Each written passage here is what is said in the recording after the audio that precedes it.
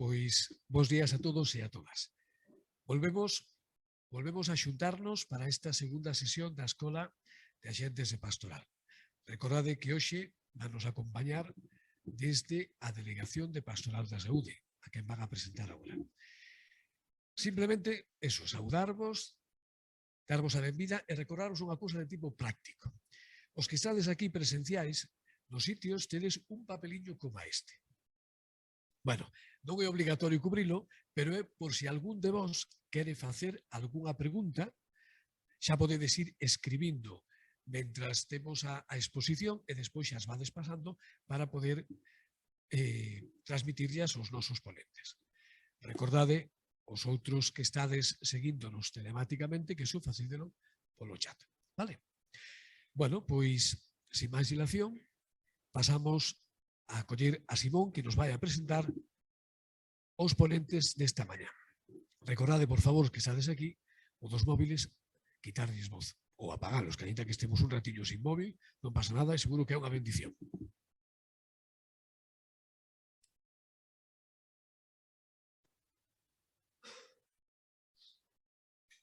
Bos días a todos e a todas. Vou vos a presentar aos poñentes de hoxe, que son María José Cortés Canai, que é natural de Miño na Coruña. Nacida en Ferrol, estudiou no Colexio de Cristo Rei da cidade. É licenciada en Medicina e Ciruxía pola USC, médico de familia, máster en urxencias hospitalarias, máster en xestión sanitaria pola Universidade Europea de Madrid. Traballa en urxencias hospitalarias. Actualmente é directora do Distrito Sanitario da Mariña, área de Lugo, Cervo e Monfort. José Luís Fernández é natural de Xunqueira de Espadanedo, Ourense. Licenciado en Medicina e Ciruxía pola USC, médico de familia, máster en urxencias hospitalarias, especialista en bioética clínica pola Universidade Complutense de Madrid. Especialista en cuidados paliativos pola Universidade da Coruña. Traballa en urxencias hospitalarias, hospitalización a domicilio, médico xestor de casos no servizo de admisión hospitalaria. Cursos de formación en Pastoral da Saúde, o Centro Humanizador dos Relixiosos Camilos. Realiza actualmente máster en Counseling por Relixiosos Camilos na Fundación Pere Tarrés da Universidade Ramón Llull. E é o delegado de Pastoral da Saúde da nosa diocese. Penso que estes currículos son máis que suficientes para presentarnos o tema do día de hoxe, o post-COVID no ámbito sanitario. Pero para quen non o saiba, detrás deste estupendo currículo están María José e José Luís, un matrimonio, pais de familia, en concreto de 3 fillos, participantes da vida parroquial, catequistas de poscomunión, catequistas de nais, pais na unidade pastoral de Burela Cervo. Teño que contarvos unha anécdota para intentar poñer un plus polo que eu penso que están hoxe aquí. Ben sabedes o interese que temos os galegos polo parentesco, o famoso "e ti de quen ves sendo?". Pois ben, en Burela, buscando ese parentesco, chegaron á conclusión de que José Luís e eu somos irmáns. No primeiro momento, eu intento xustificar que non o somos. Dígolle a todos os que me van preguntando que non o podemos ser. Eu chámome Simón Fernández e el José Luís Fernández. Como os podedes imaginar, esta xustificación non só non me axudou a desmentir a irmandade, senón que aumenta a desconfianza dele. Aquí é onde seguramente Juancho sentenciaría: irmáns somos todos. E ten razón. Somos irmáns no Señor. Xa todos o sabemos, pero non está de máis recordar que somos irmáns porque ser irmáns en Cristo significa que somos persoas que buscan mostrar a verdadeira identidade de Cristo. É por isto polo que están hoxe aquí os nosos irmáns María José e José Luís.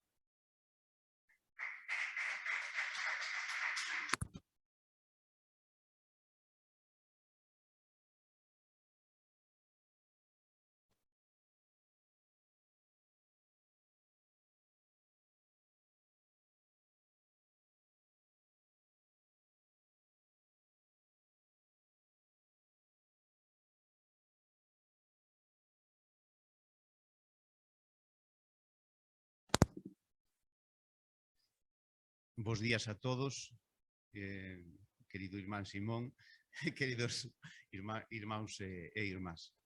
Seguindo un pouco Canedo, non nos rouba moito tempo, pero cando temos a catequesis de pais e de nais, despois quedámonos ali, pois, durante este tempo de pandemia, pois quedábamos nuns bancos ali no altar. E entón, sempre lle dicía a Simón, ponte comigo, que se non van pensar que están os irmáns enfadados. Entón, ben, despois desta anécdota empezamos directamente. Empezamos coa oración inicial, non penso que axeitada para que escollemos para este momento. Entón, pois é do Salmo 114, caminaré en presencia del Señor.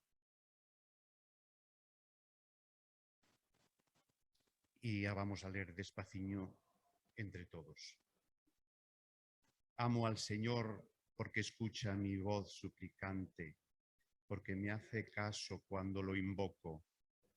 Me envuelven roles de muerte, me acaparan los lazos del abismo. Caí en tristeza y angustia, pero invoqué al Señor. Vamos, Señor, salva mi vida. El Señor es bondadoso y justo. Nuestro Dios es compasivo. El Señor guarda a los sencillos. Estando yo sin fuerzas, me salvó. Alma mía, recobra tu calma, que el Señor fue bueno contigo. Arrancó mi vida de la muerte, mis ojos de las lágrimas, mis pies de la caída.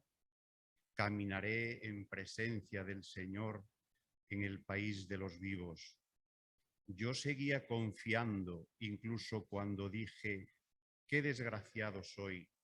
Y cuando en mi apuro dije, no se puede confiar en nadie. ¿Cómo pagaré al Señor todo el bien que me ha hecho? Alzaré la copa de la salvación invocando al Señor. Cumpliré mis promesas al Señor en presencia de todo el pueblo.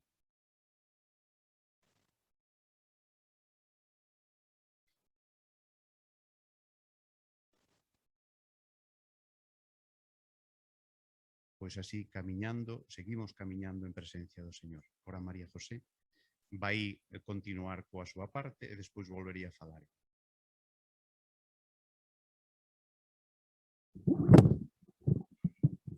Bueno, pues buenos días a todos. Me dicen que tengo que hablar sin mascarilla, casi ya no tenemos costumbre y sobre todo de vernos las caras, así que bueno, pues nada, aprovecho para saludar a todos los presentes, todos los que estáis aquí en la sala y todos los que nos estáis siguiendo desde vuestras casas y agradecer la invitación a participar en esta jornada, que lo hago con mucho gusto.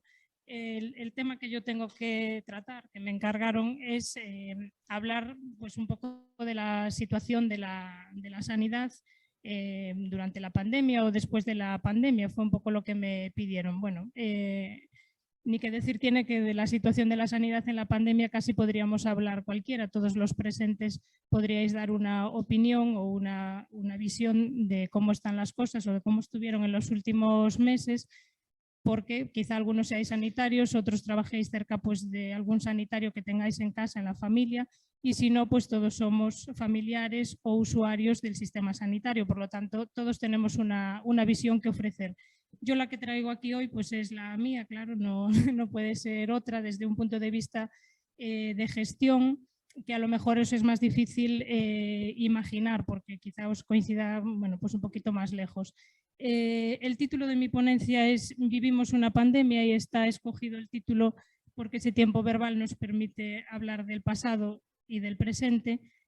No incluye de momento el futuro porque la pandemia todavía no pasó y tenemos que movernos de momento en el presente. Bueno, para empezar vamos a recordar, porque como ya hace año y medio que estamos en esta situación, vamos a recordar en concreto lo que es una pandemia. En su día se habló mucho del tema, pero ahora ya no se habla tanto de esto y vamos a recordarlo. Se trata de una enfermedad infecciosa que afecta a un área geográfica extensa. Eso es una condición necesaria para que hablemos de pandemia. Además, al ser una enfermedad infecciosa, se propaga de individuo a individuo. Otra cosa importante para que sea pandemia es que afecta a muchos individuos dentro de un mismo territorio. Y además, este concepto no nos hace referencia en sí a la gravedad de la enfermedad ni a sus consecuencias. Quiere decir esto que, aunque digamos que estamos en pandemia, no estamos aclarando si esto va a ser grave, si va a tener consecuencias graves, qué es lo que va a suceder en el futuro. El concepto en sí de pandemia no nos dice nada de eso. Eso es algo que tenemos que ir aprendiendo, conociendo y dándonos cuenta por nosotros mismos de qué va a suponer esto en nuestras vidas. ¿Qué es lo que hace diferente a esta pandemia? Pandemias hubo muchas en la historia de la humanidad, así algunas pues, que nos suenan por cuando estudiábamos historia, por ejemplo, la peste negra, más recientemente la viruela. Hay otras pandemias que son ya más de finales del siglo XX, como por ejemplo el SIDA. Sin embargo, ¿qué tiene de especial esta pandemia? Bueno, lo primero, que la estamos viviendo nosotros, que eso ya la va a hacer especial para siempre. Luego que aparece en un momento, pongo yo ahí, en que las enfermedades infecciosas parecían controladas. Ya no estábamos preparados para morirnos de una infección que aparentemente pues no tendría que suceder en este momento. Eso son cosas de antiguo, ¿no? Ahora ya no pensábamos que esto podía suceder. Además, afecta a toda la población mundial prácticamente al mismo tiempo. Esto es debido a la globalización, al sistema de comunicación, al sistema que tenemos de relacionarnos. Todo el mundo al mismo tiempo sufrió la pandemia a la vez. En otras épocas históricas las comunicaciones no eran como ahora y aunque la peste, por ejemplo, o también la viruela circuló por todo el mundo, no lo hizo por todo el mundo al mismo tiempo ni por todas las comunidades a la vez. Una repercusión inmediata es que tensiona los sistemas sanitarios de todos los países al mismo tiempo. De los países que tienen un sistema sanitario potente, pero también de los que tienen un sistema sanitario endeble o prácticamente no tienen un sistema organizado. Todos sufrimos a la vez y prácticamente al mismo tiempo. Y luego que nos obligó a tomar medidas extraordinarias a nivel mundial. Restricciones, confinamientos, suspensión de actividades no esenciales. Para esto no estábamos preparados. Nunca pensamos que esto pudiera suceder y tampoco sabemos muy bien qué repercusiones va a tener al futuro. Era necesario porque si no, no se podría controlar o al menos frenar el avance de la pandemia, pero se fueron tomando medidas muy drásticas sin saber muy bien qué iba a suceder y qué repercusiones traería. Pero bueno, no todo es negativo, hay que ver también una parte positiva y también en las pandemias lo hay. Vimos, que esto sí que yo creo que es un hito histórico, la cooperación internacional en materia de investigación. Sabéis que los grupos de investigación siempre son muy cerrados, van con mucho misterio, todo el mundo quiere ser el primero, no se suelen compartir datos ni información hasta que ya se tienen conclusiones y se ve qué es lo que puede suceder. Sin embargo, en el último año y medio, sobre todo al principio de todo, se organizó pues, una red de comunicación de grupos de investigación que dieron lugar a los avances que luego nos permitieron ir controlando poquito a poco la pandemia. Primero en los métodos diagnósticos, en el conocimiento de la enfermedad, los grupos de trabajo de clínicos pues, fueron compartiendo el conocimiento en los tratamientos, qué cosas eran las mejores, qué cosas estaban funcionando en un sitio o en otro, se sabía prácticamente en tiempo real gracias a los medios de comunicación y las nuevas tecnologías. Y bueno, ya por fin, pues la esperada vacuna, ¿no? Lo mismo, se compartieron informaciones, los grupos de trabajo pudieron poner en común qué cosas iban funcionando y eso fue lo que dio lugar a que se consiguiera una vacuna en un tiempo tan breve. No sería posible sin esa cooperación internacional desde el principio. Por otra parte, se consiguió una colaboración de todas las administraciones y entidades públicas y privadas. Esto también es casi como lo de la investigación. Estamos acostumbrados a que cada administración vaya por su cuenta, que lo que hace uno casi no lo sabe el otro, que no nos vamos a meter en las competencias de unos y de otros. Sin embargo, en este caso, bueno, aquí ya lo hablo más a nivel, de España o Galicia si queréis, todas las administraciones se pusieron a trabajar juntas. Yo creo que esto, aparte de que fue necesario en este momento, también es un punto de aprendizaje y de cómo tienen que seguir las cosas de cara al futuro. Ya más dedicado a la pandemia, la disponibilidad de todos los recursos para la atención a la pandemia, esto también es algo que, es algo histórico, ¿no?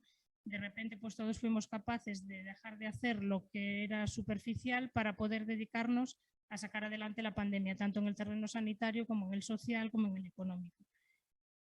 Y luego un punto muy importante, que es la participación ciudadana como elemento imprescindible. O sea, nada se habría podido hacer sin la participación ciudadana. Todas las campañas que se llevaron a cabo pues, para que las personas estuvieran concienciadas fueron necesarias, funcionaron, todos fuimos conscientes de la importancia de nuestros actos para con los demás y eso fue algo que también bueno, es necesario destacarlo porque bueno, cada uno tiene su parte de protagonismo. Y bueno, aquí traigo una pequeña reflexión sobre, bueno, unos pequeños datos, no voy a aburrir con datos sobre qué sucedió pues, en la diócesis de Mondoñedo Ferrol, que es para donde estamos ahora mismo trabajando. Sería una población aproximada de 300.000 habitantes, como toda Galicia, con un muy elevado índice de envejecimiento. Pongo ahí un dato y es que, bueno, estos son los datos del INE del año 2019. En Galicia tenemos casi un 30% de población mayor de 65 años, con una elevada prevalencia de enfermedades crónicas y además, bueno, con unas características de población pues, de dispersión geográfica, muchas personas mayores que viven solas en núcleos apartados, con pocos vecinos. No se nos escapa que bueno, pues, un elevado porcentaje de nuestra población formaba parte per se de la población vulnerable. Vale. A nivel de recursos, bueno, pues la diócesis de Mondoñedo Ferrol está a caballo entre dos áreas sanitarias, el área sanitaria de Ferrol y una buena parte del área sanitaria de Lugo, La Mariña y Monforte. Además hay algunos hospitales privados, después hay bueno, los recursos sociosanitarios, centros de día, residencias sociosanitarias, albergues, centros de menores. Es decir, en nuestra diócesis teníamos un número de población vulnerable o potencialmente vulnerable y había que manejarse pues, con estos datos. Apenas, bueno, nada, esto es una gráfica, podrían ser otras muchas, esta es una de las oficiales del Sergas en las que se nos presenta, bueno, estos son datos de número de positivos diarios de las sucesivas olas, ¿no? Bueno, veis que hubo varias, esto es desde, aquí sale cortada la primera, que es la de marzo del año pasado, pero bueno, a continuación pues son varias olas. Que nos fueron bueno, azotando, ¿no? Por decir una palabra. En nuestra diócesis, unos 20.000 casos diagnosticados, 20.000 personas que conocieron que fueron positivas, habría muchas otras que no se llegó al diagnóstico porque fueron asintomáticos o porque no se hicieron pruebas en su momento. No me especifico número de pacientes ingresados ni pacientes en las UCIs, esos datos están continuamente circulando por todas partes. Lo pongo solamente como para que pensemos, ¿no? No todos los grupos de población se vieron afectados de la misma manera, no todos los brotes fueron exactamente igual de virulentos en cuanto a ingresos, entonces lo que hay que pensar un poco es grupos como las residencias sociosanitarias, donde el porcentaje de pacientes ingresados superó con mucho el resto de colectivos. Pacientes jóvenes que estuvieron durante semanas, incluso meses, en las UCIs, que se quedaron con secuelas que todavía no salieron adelante. Hablamos de más de 300 fallecidos en nuestra diócesis. Y bueno, luego pongo ahí brotes de difícil control. ¿Y qué me refiero ahí? Bueno, pues brotes que por su manera de ser o a los colectivos a los que afectaron pues fueron muy difíciles de controlar, ¿no? Colectivos pues con situaciones sociales muy desfavorecidas, donde pues las condiciones de habitabilidad, de vivienda pues eran difíciles, donde era muy difícil llegar a los contactos porque por la propia dinámica de los grupos no eran capaces de o no querían decir por motivos los que fueran y eran brotes muy complicados. Bueno, pues después de un poquito de ponernos en situación, vamos a ver esto en qué se traduce en las personas, ¿no? Por una parte, pues hablábamos de 20.000 casos positivos en nuestra diócesis. Esto quiere decir, pues al menos 20.000 familias afectadas, con algún paciente enfermo, con algún familiar enfermo, con pruebas, con cuarentenas, con confinamientos, con muchos nervios, con ansiedad, con no sé qué hacer, no puedo ir a trabajar, no sé qué hacer con los niños, tengo a mi padre mayor, bueno, los nervios que yo creo que más o menos, o bien alguno directamente a lo mejor, o si no, pues por conocidos o personas cercanas os podéis recordar. Enfermos ingresados en situación de aislamiento estricto. A esto nadie estaba acostumbrado. Es frecuente que alguna persona tenga que estar ingresada por algún motivo y que tenga que estar aislado, pero siempre se dan condiciones que favorecen que algún familiar pueda estar acompañando, que tenga determinadas horas en las que puede pasar de visita, aunque sea con medidas de protección. Sin embargo, sobre todo en los primeros meses, estaban las visitas absolutamente restringidas. Estamos hablando eso, pues de enfermos en situación de gravedad, en situación de nerviosismo, de bueno, pues todo lo que estábamos comentando y además con un aislamiento estricto. Tenemos personas fallecidas en soledad. Bueno, no en completa soledad, porque el personal sanitario siempre estuvo dispuesto para acompañar también en esos últimos momentos, pero sí en la soledad íntima, ¿no? Sin una familia, sin nadie de su entorno cercano que le pueda acompañar en ese momento. Hablamos de familias que no se pudieron despedir de sus seres queridos. Eso pues a lo mejor luego lo comentará un poco más José Luis, pero esos duelos que están ahí pendientes. Hablamos de ancianos aislados, protegidos en sus domicilios y en las residencias, intentando evitar que la enfermedad llegara a ellos, pero sufriendo la falta de sus seres queridos, incluso pues la falta de contacto con el personal de la residencia que habitualmente les cuida y les atiende y que tuvieron que poner también pues, barreras en los cuidados. Hablamos de niños y adolescentes recluidos en sus casas sin tener contacto con sus amigos, con sus grupos, sabiendo lo importante que es en el desarrollo de los niños y en el inicio de la vida de los adolescentes, ¿no? Los lazos de amistad. Hablamos de personas pues, ya en situación de exclusión social o personas que estaban en riesgo de exclusión social y que dieron ese pequeño paso que les faltaba para entrar en ese grupo. Los servicios sociales estuvieron muy pendientes, esto forma parte de la colaboración entre las administraciones y las asociaciones, bueno, todo el mundo estuvo muy pendiente, pero bueno, aún así, pues la exclusión social es otro de los síntomas de esta pandemia. Y hablamos de estigmatización de determinados colectivos. Pasado el boom de la primera ola, pues después ya hemos ido viendo pues olas sucesivas o que afectaban a una determinada zona y otra no, y muchas veces pues con determinados colectivos que podían estar implicados en que se dispararan o no los números de casos, lo cual pudo llevar en algún momento a un riesgo de estigmatización de determinadas personas. Bueno, pues ahora vamos a ver un poco cuál fue la vivencia de los profesionales sanitarios. La primera fase, bueno, esto está por fases, no se relaciona exactamente con las fases de la pandemia. Quiero decir, estas fases 1, 2, 3, 1, 2, 3, es como las olas, fueron yendo y viniendo. Entonces yo me hice así un pequeño esquema de una fase de miedo, de incertidumbre, de desconfianza, ¿no? Un poco lo que tuvimos todos, los sanitarios y los no sanitarios. ¿Qué es lo que está pasando? ¿Qué es lo que viene ahí? ¿Qué nos va a suceder? Los sanitarios somos un colectivo que estamos acostumbrados a actuar con cierta seguridad, porque siempre nos basamos en protocolos, ¿no? Es así, la palabra protocolo para el sanitario es casi de cabecera.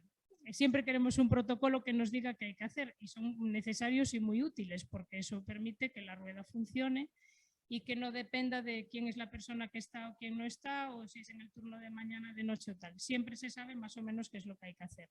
En este caso, claro, de repente es una enfermedad nueva, una situación nueva y a ver, ¿dónde están los protocolos que me den seguridad y que me digan qué es lo que tengo que hacer? Bueno, a medida que fueron apareciendo protocolos, que había uno cada día, pues la gente fue cogiendo ya un poquito de confianza. En la segunda fase, que bueno, yo la pongo ahí como de seguridad y aprendizaje, pues es un poco basado en eso, ¿no? A medida que vamos ya conociendo cuál es el protocolo que hay que seguir, cuáles son los síntomas que vamos a ver en los enfermos, cuáles son las pruebas diagnósticas adecuadas en cada caso, cuál va a ser la evolución, cuáles van a ser los tratamientos, pues vamos cogiendo seguridad y bueno, ya todo más cómodo. Luego ya vino una tercera fase de esperanza, ¿no? Yo la llamo yo ahí de esperanza porque bueno, fuimos viendo avances en los tratamientos, ya lo que comentábamos al principio, que los grupos de trabajo fueron compartiendo sus experiencias y de esa manera pues todos fuimos también aplicando esos nuevos tratamientos. Luego se vio que las olas las íbamos controlando pues, ya de una manera concreta que nos iban diciendo, y de esta manera pues fuimos pues, encontrando esperanza, que ya fue el culmen con la llegada de la vacuna, ¿no? Eso, bueno, era una noticia muy esperada. Al principio estábamos todos un poco escépticos, pero ya viendo que las vacunas llegaban, que llegaban en número suficiente, y además ahora ya pasados los meses viendo que son efectivas, pues esperanza. Entonces estas fases, bueno, pues es como un remolino, ¿no? Unas personas, los trabajadores se quedaron ahí en el miedo y la incertidumbre, tardaron mucho en salir de ahí, otros pues enseguida avanzaron y ya pasaron a la fase de aprendizaje y a la de esperanza, y otros pues están ahí yendo y viniendo porque claro, a lo largo de todo el tiempo pues está ahí ese icono del final, que es la tristeza, la ansiedad, el estrés y al final pues la fatiga emocional, ¿no? Al sanitario le pasa que además de la carga del trabajo, de todo esto que tenemos aquí para poder controlar a nuestros enfermos, pues también tenemos lo de casa, claro, todos pues familia, familiares que están con los trabajos cogidos por los pelos, no podemos ir a ver a nuestros familiares, no, bueno, lo que todo el mundo vivió, el sanitario también. Por eso digamos que la tristeza, ansiedad, estrés y fatiga nos acompaña. Bueno, ¿y qué pasó con el sistema sanitario? ¿No? Que a lo mejor esto pues, es más difícil que lo hayáis comentado así en algún grupo, pues hoy lo vamos a hablar así brevemente. Al sistema sanitario, cuando se empezó a hablar de la pandemia, que fue allá por el mes de enero del año 2020, enero-febrero, pues lo que se nos pidió fue, en un tiempo récord, un trabajo de planificación y adaptación, que no estábamos muy acostumbrados, sí a planificar y adaptarnos a cosas, pero siempre como con mucho recorrido por delante, no así a toda velocidad. Luego, un trabajo de coordinación y un poquito ya de anticipación, que eso también nos cuesta. En la planificación y adaptación, en el primer momento, bueno, el sistema sanitario es algo que funciona casi, yo siempre digo, funciona solo, no hace falta hacer mucho, pero es una rueda gigante que va circulando y pase lo que pase, pues se mueve. Lo difícil es pararlo. Entonces se nos pidió de repente pararlo todo. En Galicia pues, se hacen pues, muchos miles de operaciones diarias, cerca de 100.000 consultas diarias. Bueno, quiero decir, son unos números que vistos abruman. Se nos pidió que de repente lo paráramos todo y que nos quedáramos solo con lo más prioritario. Y además que todos los recursos se pusieran disponibles para la atención a la pandemia. Bueno, eso fue un ejercicio de organización pues, importante. Hubo que rediseñar circuitos, hubo que reinventarse, hubo que hacer un enorme trabajo, sobre todo bueno, pues de aplicar la imaginación a lo que teníamos y ponerlo todo a disposición de la pandemia. En los siguientes meses, pues ya pasada la primera ola, el tiempo aquel del confinamiento, pues lo que se nos pidió fue, bueno, pues ahora hay que recuperar la actividad.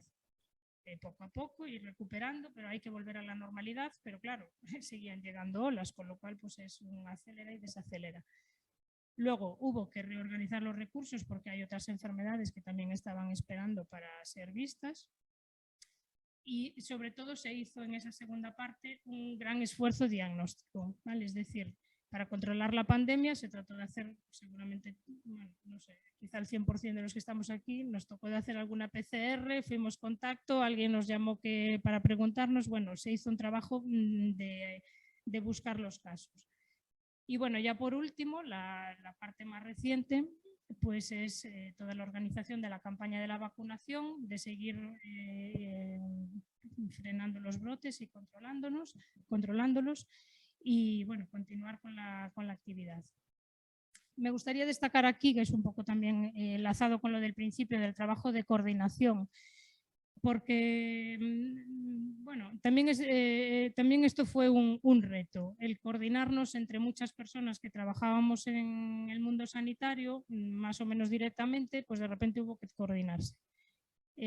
Hablamos de salud pública y toda la parte de asistencia sanitaria, entre atención primaria y atención especializada. Las diferentes áreas sanitarias, aquí coincide, bueno, que justo la diócesis, que está a caballo entre dos áreas sanitarias, pues también tuvimos que colaborar y poner las camas de uno a disposición del otro y se utilizaban para quien las necesitara en cada momento. Hubo que colaborar entre el sector público y privado, que esto tampoco no se suele hacer normalmente, pero los hospitales de la red privada también pusieron sus camas a disposición del Sergas. Los recursos humanos también se pusieron en común, donde hacía falta enfermeras, pues se sacaban de un lado, se ponían en el otro, o médicos, se sacaban de las consultas para ponerlas en planta. Bueno, eso todo se reorganizó de forma inmediata. La atención sanitaria y sociosanitaria, que esto para mí es esencial y que es un punto de arranque para un trabajo futuro. El sector sanitario y el sociosanitario, que comparten prácticamente el 100% del nombre, casi no se conocían. O sea, sabíamos quiénes eran unos y otros, pero no trabajábamos juntos. A partir de ahora está claro que es necesario y todos estamos haciendo pues ya líneas de trabajo conjunta con las residencias. Vale. Las residencias, bueno, yo tuve mucho contacto con las direcciones de las que coinciden en la zona de La Mariña. Al principio pues les pasó como a todos, se sintieron pues casi, bueno, no sabían bien ni a quién preguntar. Y bueno, pues se fue estableciendo un sistema de relación que nos llevó pues a trabajar en conjunto. El personal de las residencias, bueno, que se habla poco de ello, se habla más del personal sanitario, pero el personal de las residencias sociosanitarias estuvieron sometidos a una presión que bueno, probablemente sea un grupo con el que haya que trabajar a futuro, porque recayó sobre ellos la responsabilidad de proteger al colectivo más vulnerable. A los ancianos se les dejó sin visitas de sus familiares para protegerlos, pero las trabajadoras tenían que ir todos los días y luego tenían que volver a sus casas. Estaban sometidas a una presión que bueno, yo creo que todavía no lo han sabido expresar de momento, porque todavía no terminó, pero que en algún punto del camino pues tendremos que trabajar con ellas. Las directoras sobre todo, bueno, se ocupaban un poco pues, del enlace con los hospitales, con todo, pero cribados continuamente, semanales, haciendo PCR semanales, y luego cada 15 días, luego otra vez semanales, luego, apuntando prácticamente todos sus movimientos, bueno, y con la responsabilidad de pensar, pues si soy yo la que me contagio, puedo generar, bueno, pues una catástrofe realmente, porque en las residencias así es. Y bueno, y por último, pues una coordinación logística, bueno, que utilizo esa palabra pues un poco para que incluya todo, ¿no? Pues todo lo que fue gestión del material de protección, gestión de recursos, de cómo se redistribuyeron pues las pruebas de PCR. Acordaros que en el mes de marzo del año 20 esto no existía, entonces no había ninguna prueba diagnóstica. Los primeros test hubo que mandarlos a Majadahonda, al Instituto Carlos III, porque eran el único sitio de España donde se podía aproximar el diagnóstico, ¿no? Y eso fue hace año y medio y ahora pues hacemos PCRs como, vamos, como el que hace sopa, ¿no? Sin límite. Y ya luego la logística de la distribución de las vacunas, ¿no? Que eso pues lo mismo, de cómo se distribuyeron a nivel bueno, a nivel mundial, no es exacta la palabra porque no fue igual en todos los países, pero bueno, de cómo se distribuyeron las vacunas en España, de cómo llegaron a todas partes y de cómo se organizaron estas campañas. Aquí tiene mucha importancia y quiero destacarlo porque poco se habla de ellos, de toda la parte administrativa del sistema y de todos los servicios de soporte como es informática, ¿eh? Porque esto lleva detrás un trabajo increíble de engranaje, de sacar ya enseguida rápido, bueno, ya ahora todos estamos pendientes a ver si nos llega el SMS, a ver si nos convocan para la cita, cosa que hace unos meses pues no teníamos. Y bueno, y por último el trabajo de anticipación, que bueno, esto ya es un poco pues eso, búsqueda activa de casos, estar continuamente haciendo cribados en la población, lo que os comentaba de las residencias, tanto con los usuarios como con los trabajadores, el intentar delimitar muy rápido los brotes para que no se propaguen y para que no influyan bueno, para que no llegue la cosa más. continuamente análisis diario de datos de porcentaje de positivos de la ocupación hospitalaria. Bueno, esto pues nos llevó a estar continuamente en comunicación y compartiendo información. Y por último, pues la redistribución de recursos, que ya lo vine nombrando todo el tiempo, pero también en el punto de la anticipación era necesario, ¿no?, pensar a medida que sube la ola qué porcentaje de estos positivos van a requerir ingreso, qué porcentaje de los ingresos van a ser críticos, y de esa manera pues ir reorganizando las cosas. Bueno, ¿y qué pasó mientras tanto brevemente con las otras enfermedades? Porque, bueno, hubo más que pandemia. Bueno, pues es curioso porque hubo una disminución muy significativa de, bueno, curioso o esperable, de todas las enfermedades infecciosas. El hecho de llevar la mascarilla, de limpiarnos las manos, de estar con una distancia social, hizo que prácticamente desaparecieran otras enfermedades infecciosas, y esto es especialmente significativo en ancianos y en niños. Los ancianos, que sufrieron mucho con la pandemia, en cambio, pues no tuvieron prácticamente otro tipo de enfermedades infecciosas, que también genera ingresos hospitalarios, complicaciones, fallecimientos. Bueno.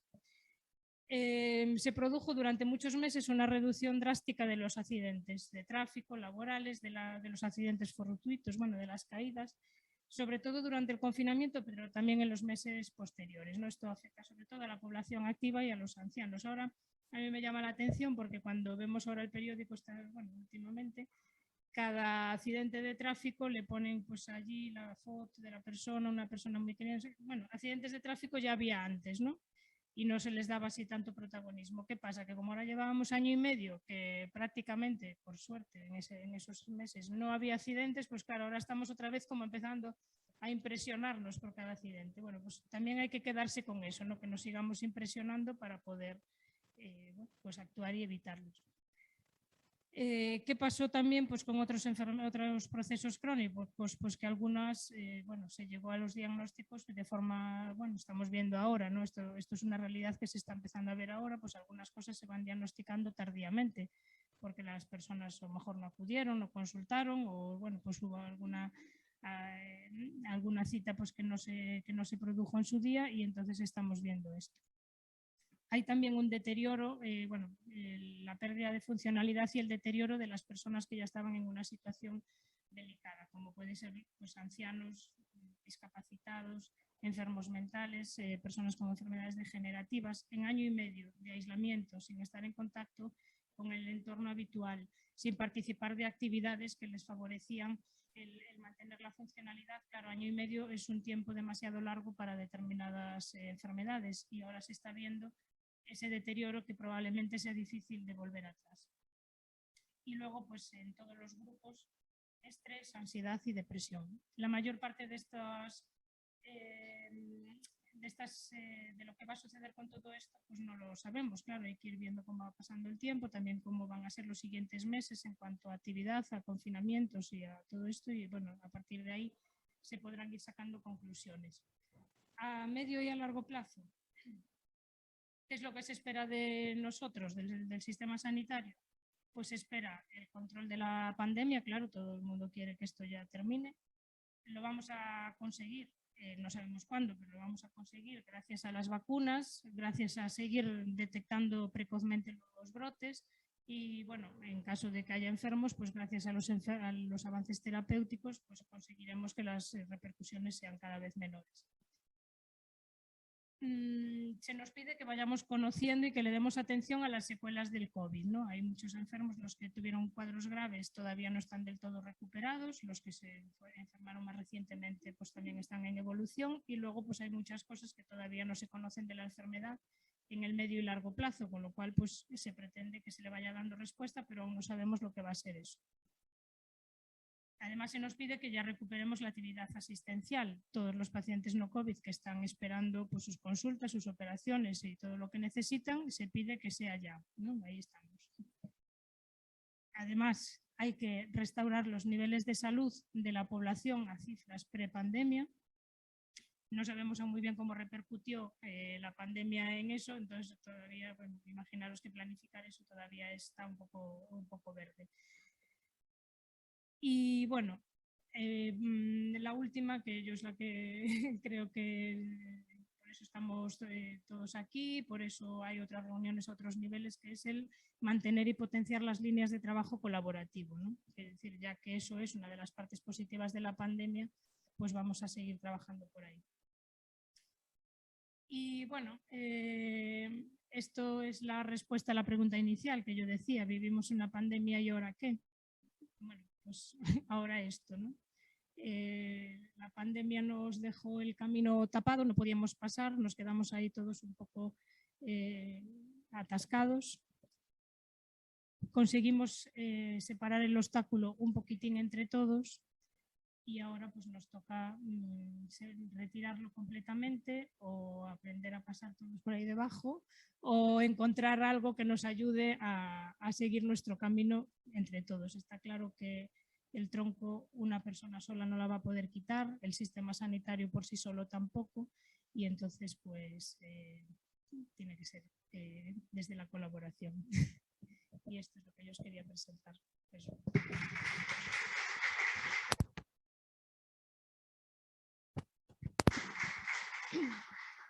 No sé si las preguntas las queréis dejar para el final o queréis hacer ahora algún... Sí.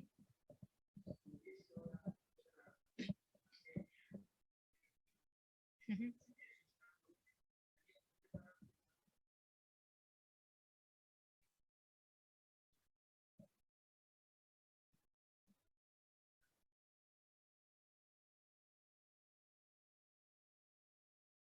Sí. Bueno, para los que no escuchan en sus casas voy a repetir la pregunta que, bueno, me están preguntando si en caso de que haya un gran brote u otra pandemia, supongo que con otro virus, ¿no? Si estarían los hospitales preparados para que las personas no tengan que estar solas o morir solas, ¿no? Que es lo que más nos preocupa, sin un familiar. Bueno, vamos a ver, el hecho de que no pudieran estar las personas con sus familiares era por un problema de protección del propio familiar y de su entorno, por el alto riesgo de contagio. También muchas veces porque el propio familiar o los familiares más cercanos eran positivos y por lo tanto tampoco podían salir de sus casas aunque se les facilitaran las medidas de protección. ¿Vale? Son dos de los motivos. En caso de que hubiera un gran brote, y de hecho, bueno, en las últimas semanas en que ya la presión asistencial no era tanta, sino que se pudo hacer un trabajo más individualizado con cada enfermo o con cada familia, sí se favoreció el que hubiera visitas con las medidas de protección y también teniendo en cuenta que ahora las personas, los familiares están vacunados. Entonces, claro, el punto de inflexión de la vacunación sí que marca una diferencia en cómo puede ser el manejo a partir de ahora y hasta ahora, ¿no? Hasta ahora nadie estaba vacunado y por lo tanto el riesgo de contagio era muy alto y aunque no se nos escapa que es una prioridad la parte espiritual, emocional y de la compañía, durante estos meses lo que mandaba era la protección de la salud, mandaba y manda la protección de la salud del resto de las personas. A partir de ahora, con todos los familiares vacunados y con una respuesta que se está viendo a las vacunas pues muy, muy buena, sí que probablemente se puedan tomar medidas organizadas, claro, no entrar y salir como estamos acostumbrados, pero sí se puedan tomar medidas organizadas para que el familiar con la debida protección pueda acceder a la compañía del enfermo.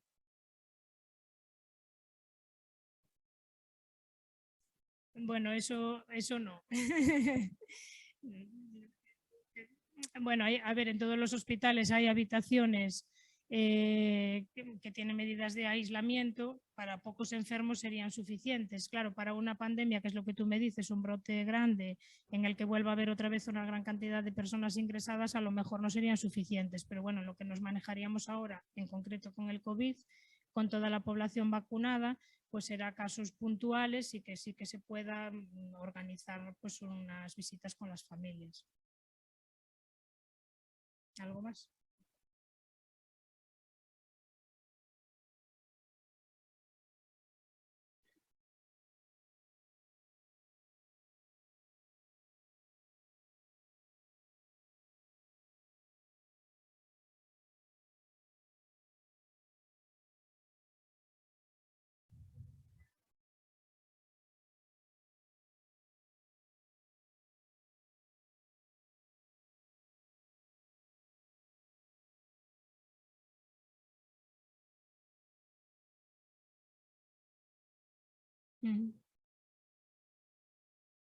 Sí, bueno, preguntan aquí en la sala, o aprecian que hubo personas durante la pandemia que fallecieron en sus domicilios, con una atención por parte del sistema no completa y no de COVID, ¿no? O sea, personas que fallecieron de otras enfermedades.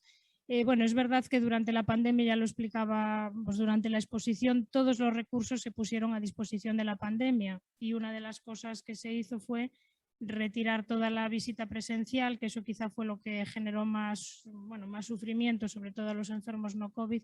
Se retiró toda la visita presencial de los centros, ¿no? Sobre todo de los centros de salud, debido sobre todo pues, a la dificultad para asegurar la protección tanto de los usuarios, los familiares, como de los propios trabajadores. ¿Vale? Ahora en este momento volvemos a decir lo mismo, que ahora pues con todas las personas vacunadas, tanto las personas, los enfermos, los familiares, el personal, todo el mundo está vacunado prácticamente, pues la atención presencial se está ya poniendo a los niveles de antes de la pandemia. Desde luego en los hospitales ya está al 100% y en atención primaria pues prácticamente no se está recuperando. Entonces, bueno, es verdad que en esos meses la situación fue muy difícil, incluso muchos enfermos fueron reticentes a consultar, no solamente, o sea, el fallo no está solo por una parte, sino por todos, ¿no? Que todo el mundo tuvo esa sensación de no consultar nada porque todo es dedicado a la pandemia y muchas personas pues a lo mejor tardaron y otras pues se les tardó en dar esa respuesta.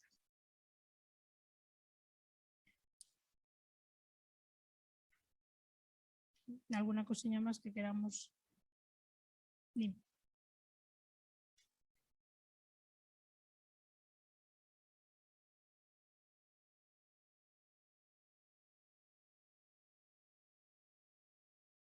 Perdón, ¿cómo fue? Es que no escuché. El choque entre los pacientes. Bueno, vamos a ver, los pacientes me están preguntando cómo fue el acercamiento entre los pacientes COVID, entendí bien, y el personal sanitario. Es eso. Bueno, no sé si te refieres al hospital o, bueno, en realidad el paciente COVID, bueno, muchos lo sabrán, a lo mejor de los que están en casa también. Una vez diagnosticado como caso positivo, el contacto siempre fue inicialmente telefónico, ¿no? A través, pues hubo una red de, primero eran los rastreadores y luego pues ya era un seguimiento, normalmente por el médico de atención primaria, preguntando sobre unos síntomas que podían dar lugar a pensar que el caso se podía complicar o no. Todos los pacientes con síntomas que se pudieron mantener en su domicilio estuvieron en su domicilio. Se fueron controlando a través de un sistema telemático que ya existía, pero muy restringido a un determinado tipo de pacientes, y en este caso se puso a disposición del COVID. Y después los que ya tenían algún síntoma que indicaba más gravedad o que por su patología de antes, sus enfermedades previas, se veía que se iba a complicar o que ya estaba complicado, pues se hizo el ingreso en el hospital. No sé muy bien si la pregunta se refiere a cómo era la relación dentro del hospital. Bueno, en todos los sitios, en todos los hospitales se pusieron plantas COVID, es decir, plantas destinadas únicamente a pacientes COVID, por lo tanto eran como zonas ya de acceso restringido, únicamente podía entrar el personal con las medidas de seguridad completas, o sea, con todas las EPIs. Y bueno, ya luego pues hacían la visita a todos los enfermos que estaban en esa zona, que ya estaban etiquetados reconocidos como positivos, ¿no? Entonces, bueno, para acceder a otro tipo de pacientes tenía que ser otro personal distinto y bueno, estaban totalmente sectorizados. El personal, lo que íbamos comentando fue aprendiendo con el paso de los días, ¿no? El primer paciente, pues de repente, ¿qué hay que hacer? Pero bueno, el personal sanitario está adiestrado en el tratamiento de cualquier tipo de procedimiento, ¿no? Con lo cual, pues bueno, se fue cogiendo un adiestramiento, unas habilidades y al final, pues es un enfermo como cualquier otro, pero bueno, que hay que ir a verle con unas medidas de seguridad concretas. El personal sanitario también está acostumbrado a hacer visitas y atención con esos trajes en otro tipo de pacientes, ¿no? Aquí lo único es que todos los de la zona COVID eran con esa protección.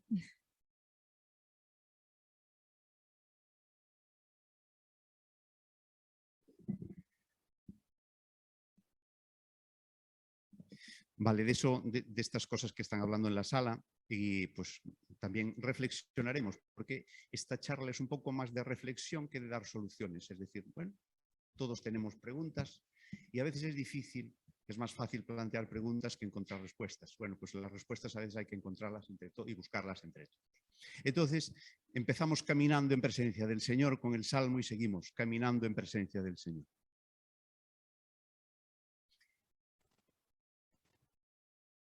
Bueno, pues post-COVID, ¿qué pasa después del COVID o qué pasa durante el COVID? Bueno, vamos a varias cosas de las que hemos hablado a lo largo de la pandemia. Veis que post lo ponía entre interrogantes, luego os explico por qué. Bueno, una de las cosas es que somos vulnerables y que nos cuesta reconocerlo. Nos cuesta reconocerlo, porque cuanto más la sociedad avanza, más difícil es que entender que cuando somos capaces de dominar, de volar, en aviones me refiero, de dominar pues, los medios, de tener los medios de comunicación tan avanzados, pues es difícil de entender que tengamos límites y ser conscientes de ellos. La vulnerabilidad. Se ha hablado mucho de eso. ¿Hemos sido conscientes de nuestra vulnerabilidad? Bien, yo me pregunto, ¿hemos sido conscientes de nuestra vulnerabilidad? Bueno, pues la vulnerabilidad hay que entenderla en esta clave, en clave de vulnerabilidad propia y ajena. Todos somos vulnerables. Yo soy vulnerable, tú eres vulnerable y lo conjugamos como queramos. Somos frágiles y tenemos que manejarnos en la incertidumbre, no manejar la incertidumbre. Nunca seremos capaces de controlar, y a veces hay cursos y vemos que no hay un curso de formación de cómo manejar la incertidumbre. No, que no nos engañen. La incertidumbre no la manejamos, porque si la manejásemos no sería incertidumbre, sería certeza. Bueno, la vulnerabilidad implica una herida y implica un sufrimiento. Eso también lo entendemos. Somos frágiles, somos vulnerables y por tanto sufrimos. Pero también la vulnerabilidad y la fragilidad nos humanizan. Los cristianos nos es fácil de entender. Cristo se humaniza asumiendo nuestra fragilidad y nuestra vulnerabilidad. Entonces, es un requisito, es una característica. Somos humanos, somos vulnerables. Y porque somos vulnerables, somos humanos. Bueno, ahora una pregunta para los de la sala y para los que están en casa. ¿Cuál es el estado natural del ser humano? Para un poco que la dinámica sea... No es para que respondáis sí, no, no, sí, pero para que lo planteemos. Reflexión. ¿El estado natural del ser humano qué es? ¿Sano o enfermo? El ser humano, sano y enfermo. Aquí los gallegos nos manejamos muy bien en ese tipo de preguntas, ambas. ¿El ser humano es autosuficiente o dependiente? También, respuesta gallega. Depende. Autosuficiencia versus interdependencia. Es la otra de las palabras, la otra de las, yo creo que más se han repetido, ¿no? Somos interdependientes, dependemos los unos de los otros y debemos depender los unos de los otros. El ser humano se ha construido como uno de los grandes valores, la independencia como absoluto.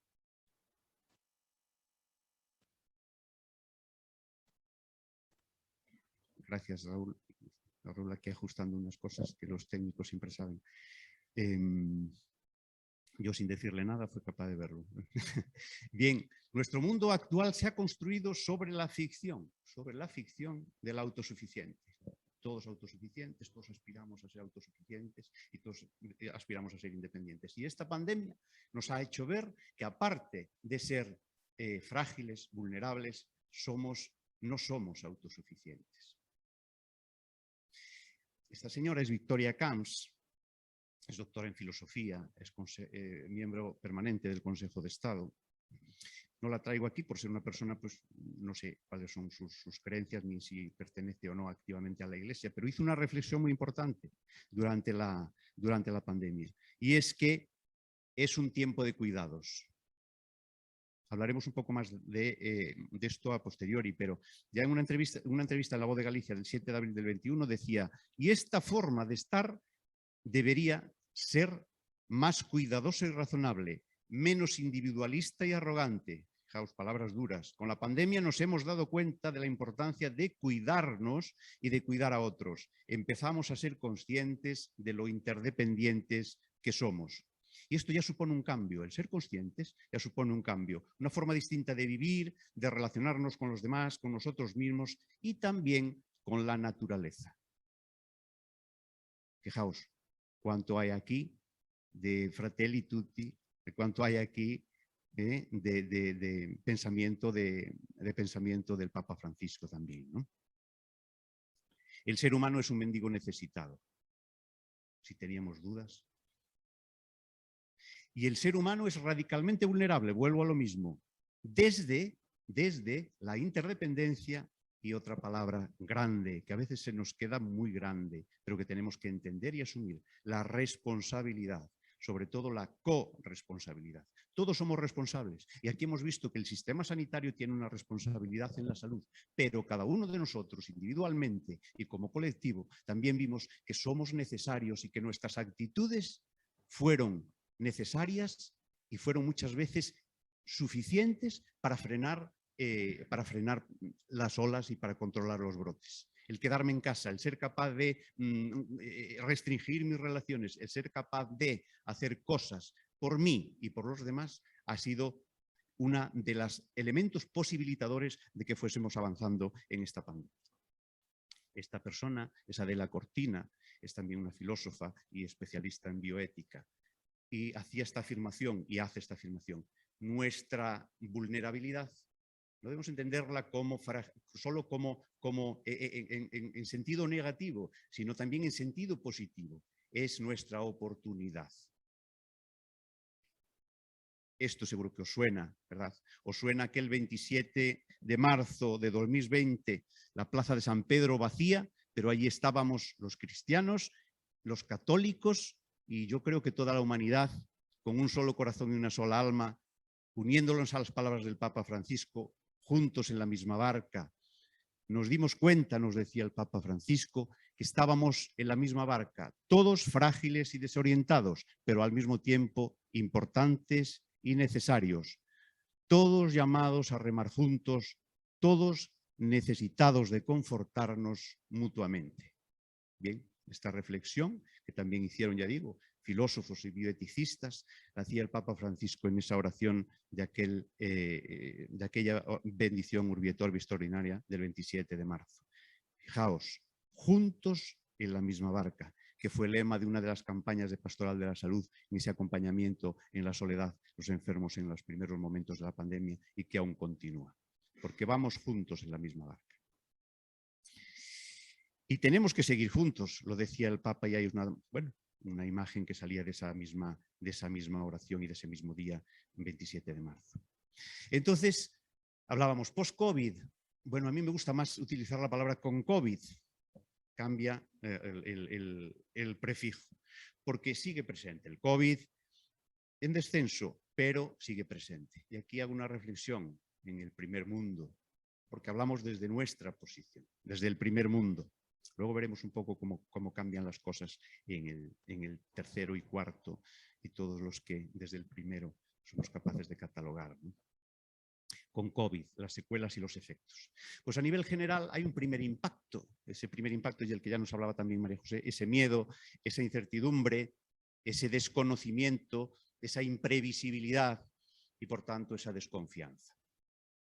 Ese es el primer impacto. En toda crisis hay un primer impacto que provoca normalmente estas reacciones tanto físicas como emocionales. Ese primer impacto provoca, cuando hay una crisis, se ponen en marcha unos mecanismos de alerta. Es ese estrés necesario para enfrentarnos a esa situación. Vale. Y ese estrés nos puede llevar a crear unos mecanismos de defensa y adaptación que nos van a permitir salir lo mejor posible de esa situación. Pero no siempre ocurre así. Es decir, tenemos que crear la actitud de soportación se llamaba Viktor Frankl, el valor de soportación, es decir, la capacidad, lo que durante mucho tiempo se llamó resignación, pero no resignación en el sentido de pasiva, sino una reasignación en positivo. Y eso hace que seamos capaces, la palabra también que está de moda, la resiliencia y la superación, es decir, aprender de la crisis, aprender de la dificultad, ser capaces de aceptarla y con nuestros recursos, poniéndolos en valor, ser capaces de salir de ella, superándolo. Pero también no todo el mundo es capaz, ni somos capaces en todo momento de hacerlo. Entonces esa situación de estrés mantenida puede llevarnos a la fatiga y al agotamiento. Y esa fatiga y ese agotamiento tienen unas repercusiones que también veremos y que son a corto, a medio y a largo plazo. Las consecuencias a nivel personal es otra visión, es decir, estamos viendo más o menos lo que nos decía María José, pero a nivel personal y a nivel un poco más profundo y espiritual. La salud integral.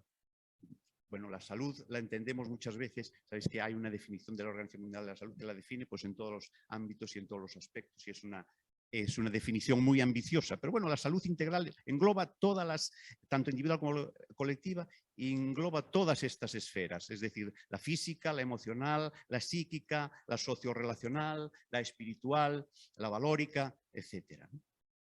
Y todas estas esferas se han visto amenazadas, se han visto afectadas durante la pandemia.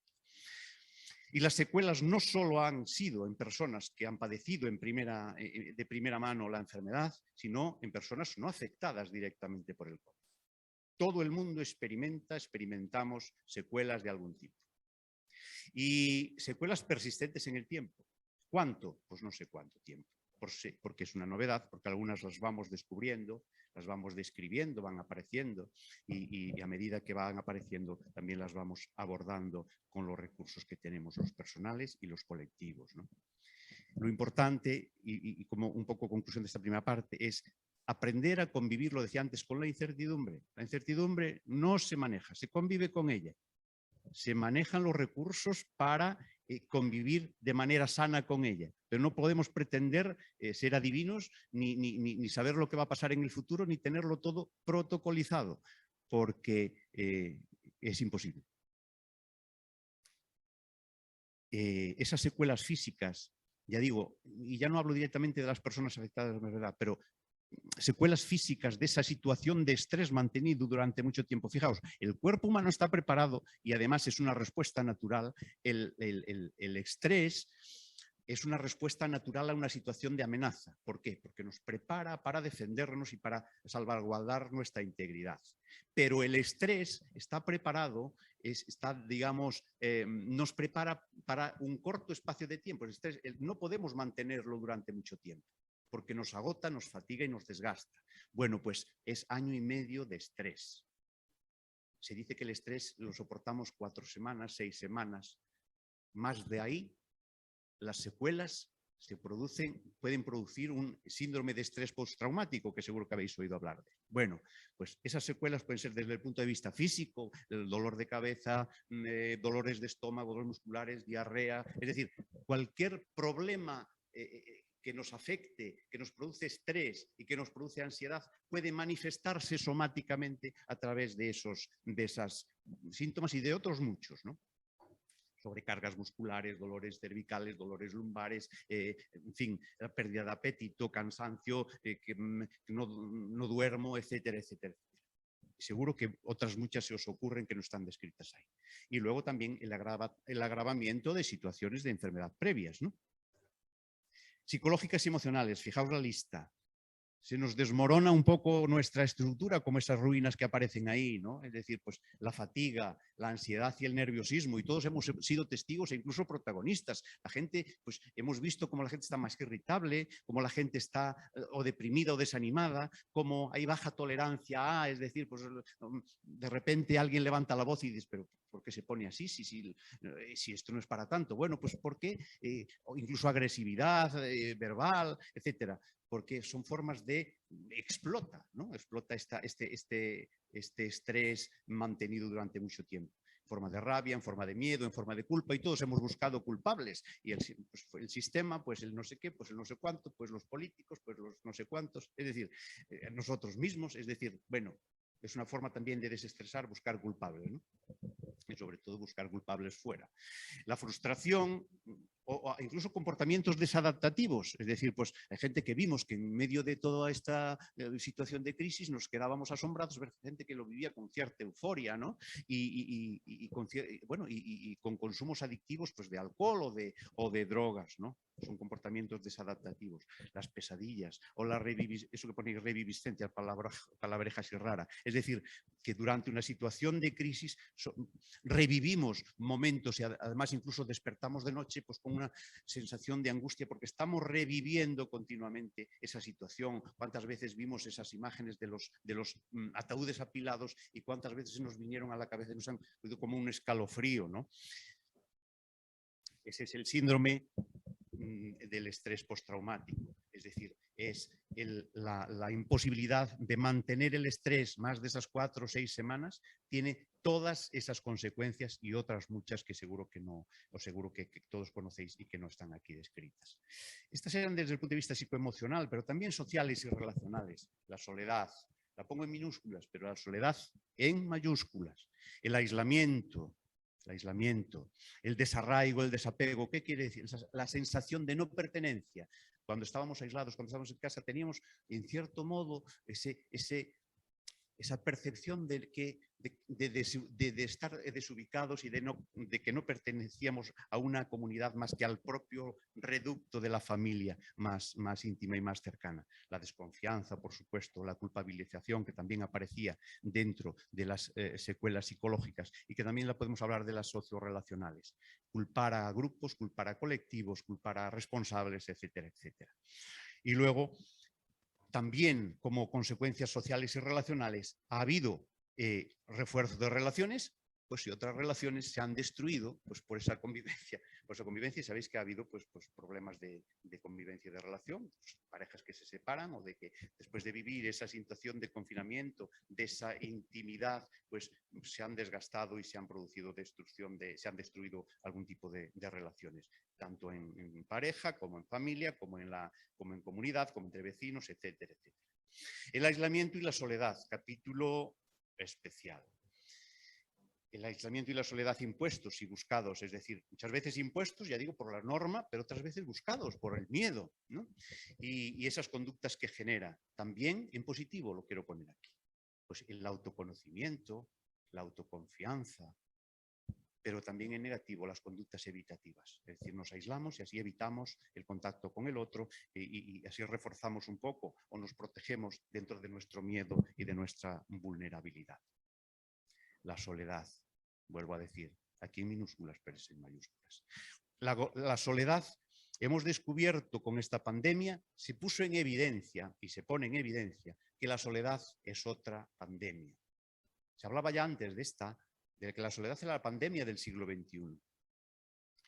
Eso se ha puesto en evidencia y además se ha agravado a raíz del COVID, ¿no? Esa soledad, y pienso en los enfermos, y ya lo decíamos antes, solos en los hospitales, solos en las casas.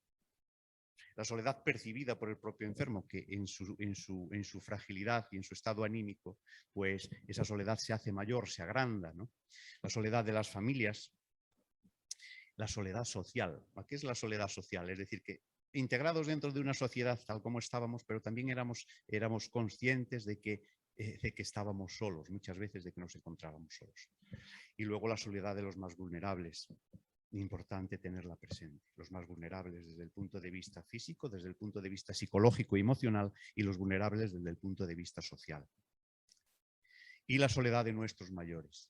Y ahí le llamo mayores y cautivos. Digo mayores y cautivos porque cuántas veces pensamos en eso. Es decir, los mayores en nuestras residencias o incluso en las casas eran cautivos necesarios, pero cautivos que muchas veces ni ellos mismos lo entendían, ni nosotros lo entendíamos, que tenían que estar allí encerrados, que no podían tener contacto, que no podían incluso salir de sus habitaciones. Recuerdo como anécdota, yo tenía un tío ingresado en un sociosanitario en Orense y cada vez que iban al hospital a una consulta, por cualquier motivo, al volver tenían que estar 10 días sin salir de la habitación.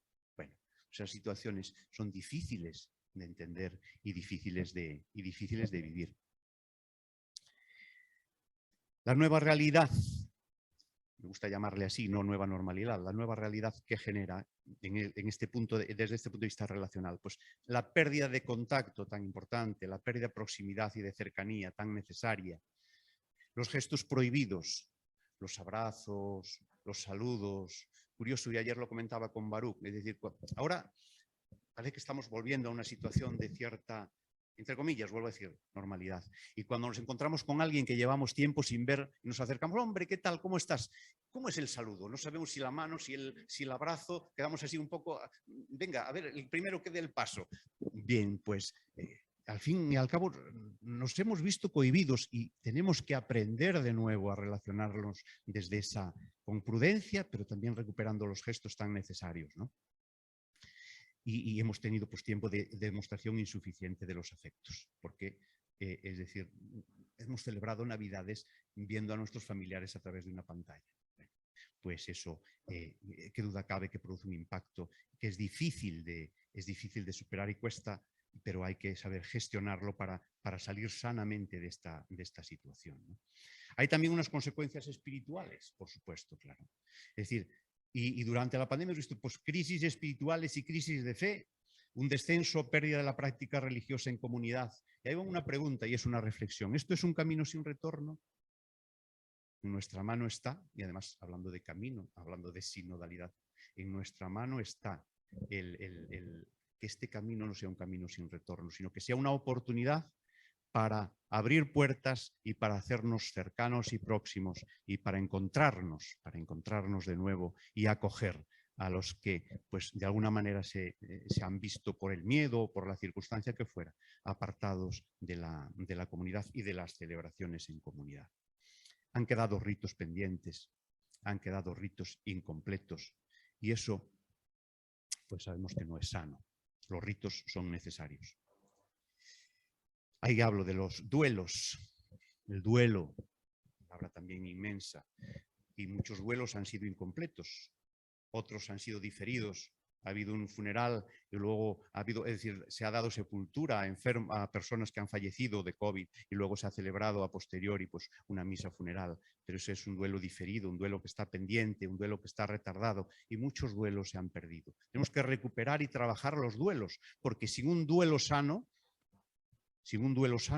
no avanzamos. Nos quedamos ahí anclados, se convierte en un duelo patológico y nos bloquea y nos produce sufrimiento a nosotros y a nuestro entorno. Por tanto, después de esta situación debemos ser un poco, trabajar los duelos y formarnos un poco para ello y ser capaces de elaborar con la ayuda necesaria los duelos que quedaron pendientes para que sean lo más sanos posibles. Es decir, los duelos hay que pasarlos. Es decir, y aquí también hago una reflexión, el duelo es necesario, el duelo no se quita con una pastilla, el duelo dice, es que está muy triste, tómate esto que... El duelo tenemos que pasarlo y si lo pasamos sin pastilla lo pasamos mejor. Otra cosa son los duelos prolongados o los duelos patológicos, pero el duelo inmediato y el proceso de duelo, porque es un proceso, tenemos que pasarlo para vivirlo sanamente, para integrarlo en nuestra biografía y que ello nos ayude a ser más, la palabra de antes, resilientes. Dentro de los espirituales, y vuelvo a Adela Cortina, la vulnerabilidad como oportunidad, la crisis como oportunidad de descubrimiento también nos ha servido a muchos pues, para descubrir, para despertar, para reforzar la espiritualidad y la fe, para hacer conexión con la trascendencia. Desde esos momentos de soledad a veces nos han ayudado pues, a tener nuestros momentos de reflexión y nuestros momentos de conexión con la trascendencia. Han sido, por tanto, oportunidad de cambio para mejor.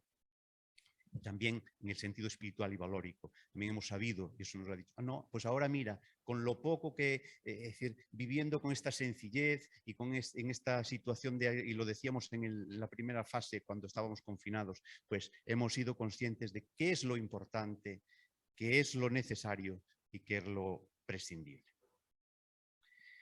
La esperanza, otra palabra inmensa. La esperanza es distinta de la espera. Decía Laín Entralgo, que era médico y pensador, tiene un libro, Espera y Esperanza. Y la espera es más pasiva. La esperanza tiene que ser, es por definición activa. Es decir, precisa de iniciativa, precisa de motivación y precisa de acción. No es lo mismo estar en la sala de espera que en la sala de esperanza. En la sala de espera esperamos a que nos llames. En la sala de esperanza llamamos a la puerta y entramos. No quiero decir que las salas de espera se conviertan en salas de esperanza, sino se va a desorganizar todo, pero debe haber esperanza en las salas de espera. O dicho de otra manera, no nos debemos quedar en la sala de espera, sino que debemos avanzar hacia la sala de la esperanza. Reconstruir el nuevo mundo, este nuevo mundo que nos ha tocado, que hemos tenido la oportunidad, y voy a decirlo y entendedme, la suerte de que podemos construir un nuevo mundo desde la esperanza. Pintarse la cara color esperanza. ¿Os acordáis de esa canción? Sonaba y la cantaba Diego Torres delante de Benedicto XVI en la Jornada Mundial de la Juventud de 2011 en Madrid. Dos frases. Estar cansado de andar y de andar. Las ventanas se pueden abrir, cambiar el aire, depende de ti. Saber que se puede, querer que se pueda. Sé que lo imposible se puede lograr, que la tristeza algún día se irá. La vida cambia y cambiará, pero para que la vida cambie, nosotros tenemos que ser protagonistas. Y protagonista quiere decir papel activo, no pasivo, no actores secundarios de nuestra vida y de nuestra historia. Por tanto, pintémonos la cara color esperanza.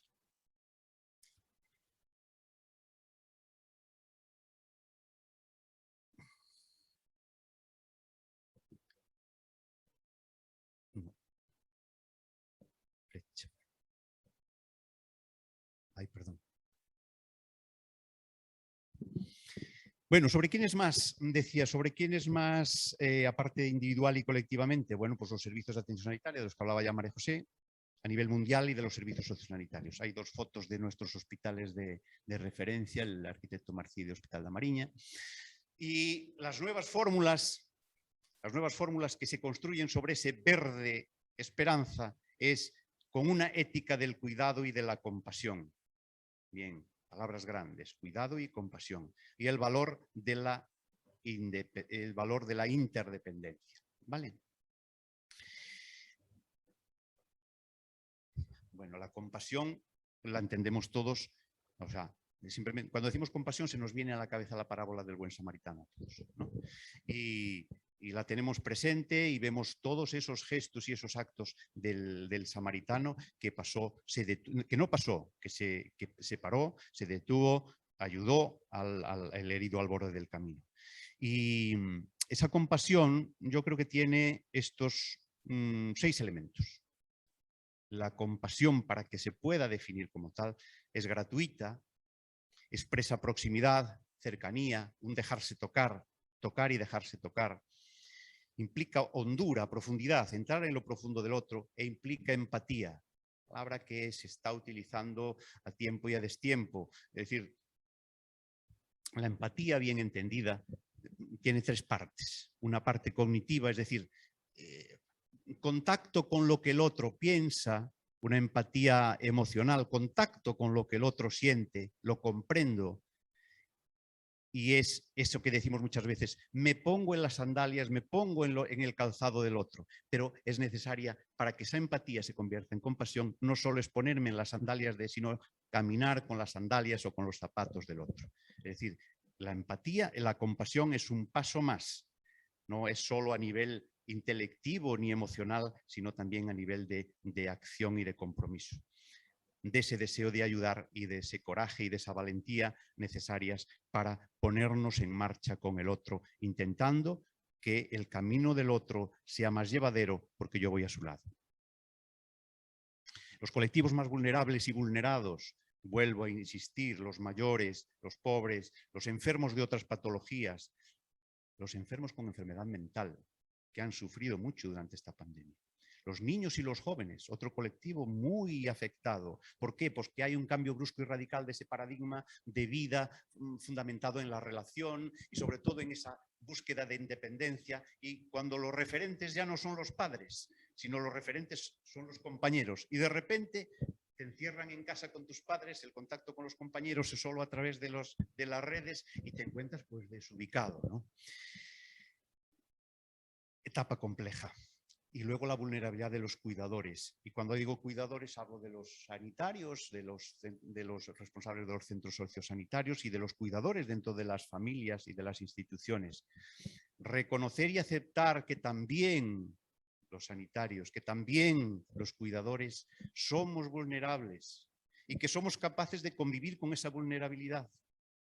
Y he de reconocer, y lo digo explícitamente, y lo digo como sanitario, a los sanitarios nos cuesta, porque creemos que tenemos la necesidad de mostrar ese papel de que lo tenemos todo bajo control, y no lo tenemos, afortunadamente. Convivir con esa vulnerabilidad, para tener la oportunidad de ser sanadores heridos. La parábola del sanador herido nos habla de que solo desde nuestro sufrimiento, solo desde nuestra enfermedad, somos capaces de curar, porque entendemos mejor el sufrimiento del otro. Por tanto, todos somos o todos debemos ser sanadores heridos. Nuestros mayores, lo decíamos, fijaos que vivíamos en una sociedad de la gerontofobia y el edatismo. Bueno, palabras también, eso ya los busqué un poco para despertaros de la siesta pre-aperitivo. Bueno, sí que es cierto que nuestros mayores, la sociedad los va apartando, los iba apartando, y ese edatismo, es decir, ver lo negativo de cumplir años, de ser mayor, basada en ese utilitarismo, no, ya no vale para, ya no tal, ya lo retiramos, es decir, aquello que no nos es útil, lo retiramos. Bueno, pues vivíamos en medio de esa sociedad y vemos que nuestros mayores, esa vulnerabilidad que tenían se ha visto ensanchada. Y en ellos tenemos testigos y tesoros de resistencia y de resiliencia, porque ellos han vivido muchas crisis, e incluso pandemias, y las han superado. Y tenemos que aprender de ellos, no apartarlos. Y han estado solos con su soledad. Y han sufrido un deterioro funcional, que me decía antes María José, importantísimo. Y han sufrido muchas pérdidas a nivel personal, pero pérdidas en su entorno.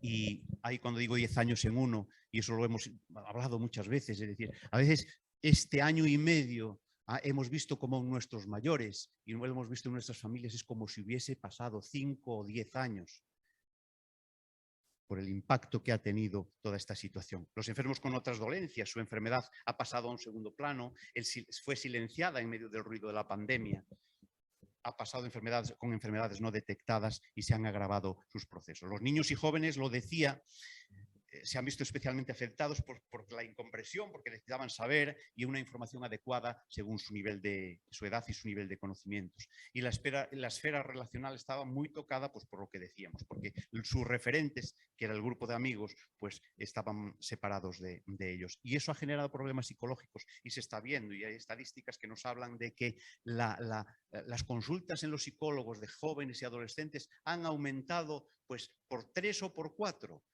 porque pues, no carecían de las habilidades para gestionar esta situación tan crítica. Y los enfermos mentales, pues empeoró su situación por el aislamiento, pero aparte su percepción de la realidad, que a veces pues, no hemos sabido o no hemos sido capaces de explicarlo del modo que ellos lo pudieran entender. Y morir en pandemia. Morir en pandemia es morir en soledad, es morir sin acompañamiento, morir sin despedida, morir sin ritos. Y eso lleva a un duelo complejo y complicado, morir en pandemia. Nuestra pandemia y la del resto del mundo. Bueno, aquí era una referencia sobre... Estuvimos hablando de la pandemia vista desde nuestra perspectiva, desde el primer mundo y en la fase en la que estamos, vacunas, terceras dosis, etcétera, etcétera. Pero hay distintos ritmos. Hay un tercero y un cuarto mundo donde esto todavía está lejos. Distinta información, la injusticia, la desigualdad de oportunidades, de medios y de soluciones. A lo mejor conocéis esta película.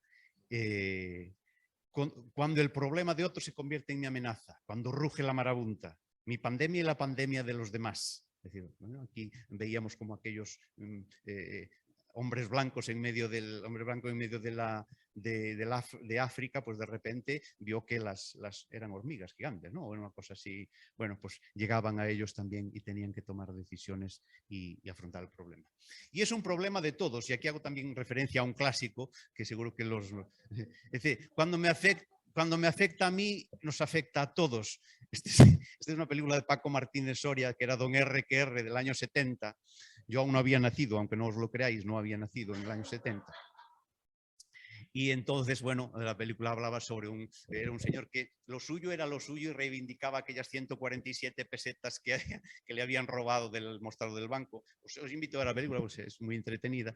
Entonces, bueno, yo a partir de ahí hago la reflexión, no son mis que son solo sus, o no son solo sus que son mis. Es decir, que son nuestros, los problemas de los demás también son nuestros. Y nuestros, este primer mundo, representado ahí, es decir, sin personalizar, pero representado ahí por los mandatarios, lo que nos sobra, la mesa de los ricos, esas imágenes de, pues ahí enviando medicamentos, enviando vacunas, pero también vemos ahí la imagen de las sepulturas y vemos la imagen de la pobreza, de la miseria y de la dificultad. Y vemos cómo, pues eso, los países ricos destinan no sé cuántos % tal a vacunas a los países pobres. Bueno, si no vamos al mismo ritmo, si no vamos a la misma velocidad, es decir, tendremos que frenar nosotros para incorporar a los demás y no correr nosotros y desde el otro lado llamar, venga, venid conmigo. Nosotros, fijaos esta viñeta, bueno, nosotros no tenemos el problema con el coronavirus, lo tenemos con que nos mata el hambre y su lado es la vacuna. Bueno, esto también es ya veis que hay mucha reflexión en estas diapositivas. Solo el 1% de la población más empobrecida ha recibido alguna dosis anti-COVID mientras crece la presión para el tercer pinchazo. Del diario.es de agosto del 2021. ¿Saldremos juntos? Esa es la pregunta. No es salir deprisa, no es salir corriendo sin mirar atrás, no es salir a toda costa, no es salir a pesar de todo, es salir juntos. 3 dosis, 3 vacunas. La vacuna del COVID, muy importante. La vacuna frente a la autosuficiencia, importantísima. Y la vacuna frente a la indiferencia, imprescindible. La nueva realidad. Todos en y con el problema, todos en y con la solución, en un mundo más justo, más solidario, en el que haya compromiso y corresponsabilidad. Un recuerdo a los enfermos, por supuesto, de COVID y de no COVID, a los fallecidos, a las familias, y un recuerdo a los olvidados. El agradecimiento a nuestros mayores porque han sabido resistir. ¿Recordáis? Sonaba el resistiré. Pues especialmente es por ellos, porque tenían una carga biográfica llena de dificultades, llena de problemas, llena de sufrimiento, y a pesar de ello han resistido. Pues quiero desde aquí también hacerle llegar mi agradecimiento y mi homenaje al personal esencial, sanitario y no sanitario, desde el supermercado hasta el repartidor, hasta el limpiador. Todas esas personas han estado ahí y a todos les debemos que en las situaciones más difíciles la vida continuase. A los cuidadores y a quienes han sabido permanecer cercanos. Para todo ello son necesarios 3 saberes: el saber hacer y el saber ser. ¿Y sabéis la foto de la derecha qué es? ¿Alguien lo sabe? El que lo sepa tiene aprobada la asignatura. Bueno, es una parte del báculo de San Rosendo que está en la Catedral de Ourense. Está allí, no me lo he traído conmigo. Esta playa de Abrela. A modo de resumen, la vulnerabilidad y la fragilidad de los individuos, de los colectivos y de las instituciones, la interdependencia necesaria, ser corresponsables de la salud integral en todas esas esferas, que las secuelas del COVID requieren un abordaje multi e interdisciplinar, el desafío de la soledad, que era, es y será pandemia después de esta pandemia.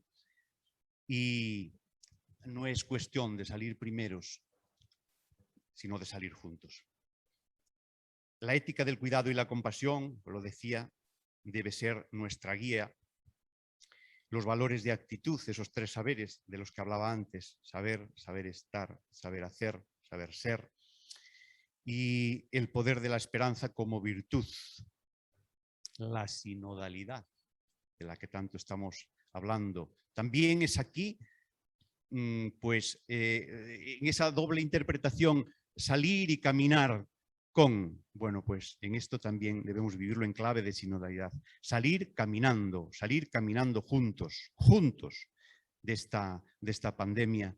Y termino con una frase que, bueno, está en el lema episcopal: y en todo que no se nos olvide, en todo, caridad.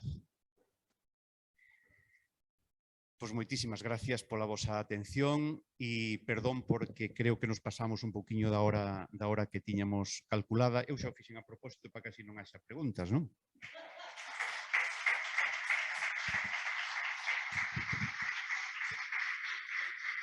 Moitas gracias. Aínda así, se houbere algunha pregunta, pois bueno, ou algunha reflexión, porque xa digo, non é só para facer preguntas, para reflexionar sobre estas cousas que eu tamén deixei aí, non son nada categóricos, sino simplemente pois abrir interrogantes e non pechalos, porque hai quen dice que vivimos nun mundo que cando temos aprendidas as respostas cambian nosas preguntas. Entonces, eso é, si somos conscientes disso, saberemos convivir coa incertidumbre, senón, pois estaremos incapacitados para facer. Non sei se hai algunha cuestión ou algunha reflexión, ou deixei-vos tan agotados que ou quedastes pensando, trouxo o báculo de San Rosén de teno na casa. Non. No sé si hai alguna pregunta. Si os pedimos concreción. Si no hubiese ninguna pregunta más. No. Bueno, pues dar las gracias a José Luis y a María José. Yo creo que nos han pintado lo que fue la pandemia, todo lo que con ello vivimos, y lo que nos queda por vivir, ¿no? El COVID nos ha ido, está aquí con nosotros y tenemos que ver cómo podemos seguir, bueno, pues viviendo con él y seguir haciendo cosas y seguir haciendo nuestra vida. Bueno, gracias a todos por haber participado en esta segunda sesión. Os emplazamos a la tercera sesión, que será el próximo sábado.